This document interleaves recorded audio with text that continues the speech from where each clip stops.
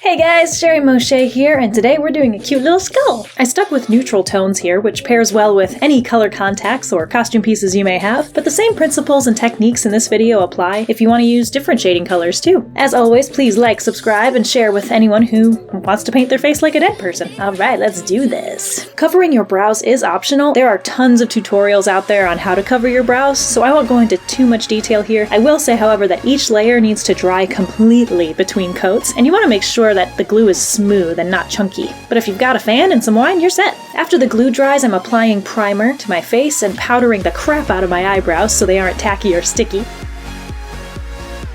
Next, I'm mixing my natural foundation color with white to give the dead-like paleness without looking too much like Jack Skellington, unless of course that's what you're going for.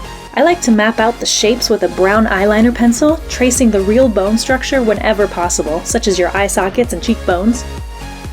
Adding some details like jagged little cracks to make it more creepy looking. It really helps to look at a reference photo of a skull while you're doing this to try and emulate the shapes accurately. I drew out some jagged temples and a triangle for the missing nose, and basically a bunch of rounded triangles for the teeth, starting with the biggest in the middle and getting smaller as you move toward the outer corner of your lips.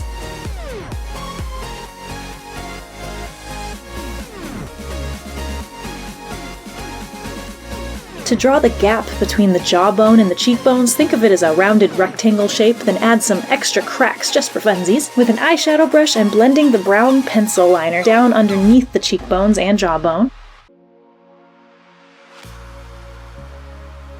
Using a really thin brush, I'm creating soft lines with a light brown eyeshadow above both sides of each individual tooth to create the 3D illusion of roots bulging underneath the surface, like you see here.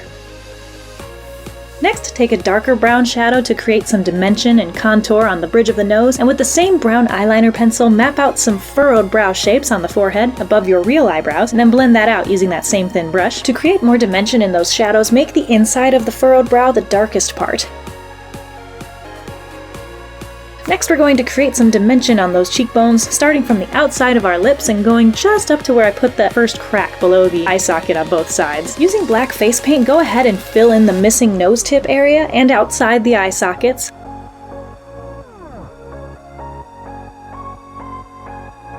Also adding a little black under the hollowed out cheekbones below the jawline and creating some depth in the hollowed out temples.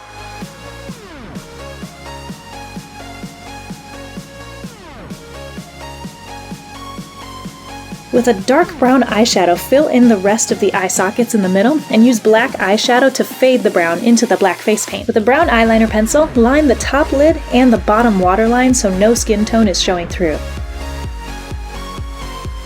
Now use a medium brown eyeshadow to blend that black into the brown, creating the hollowed out cheekbone illusion, and use the same shadow to blend out the temples, pulling from some of that black face paint whenever you can. I also put a touch of black paint just on the inside of that furrowed brow and blended those out. After blending, clean up that jagged line with some black face paint to make it really defined and sharp. Using a brown eyeshadow again, add some curves just under the eye sockets to give some dimension and depth. I also decided some more cracks were necessary just to creep it up a tiny bit. Going in with white face paint now for the teeth, then cleaning up the shapes with that brown pencil whenever necessary, adding a little more dimension on the roots to make them look deeper set.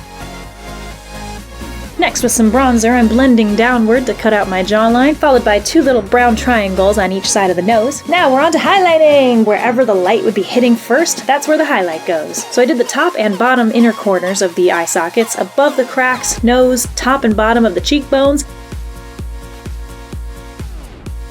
and just above the jawline.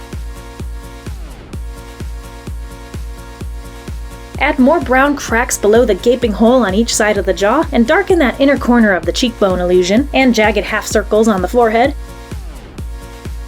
With that same black face paint, I'm carving out the jawline and just cleaning up some details around the teeth.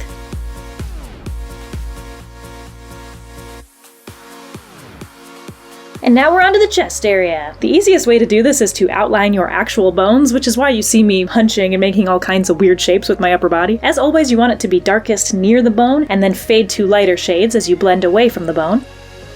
Taking a black eyeliner pencil, I drew some lines right along the collarbone and neck bones, and then blended that out.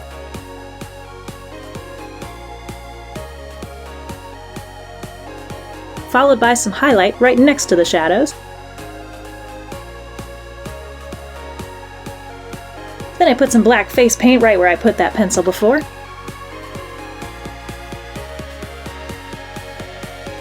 Then, with some white face paint, highlight the middle part of those teeth root bulges. And if you want a touch of glam, just add some liquid liner and lashes.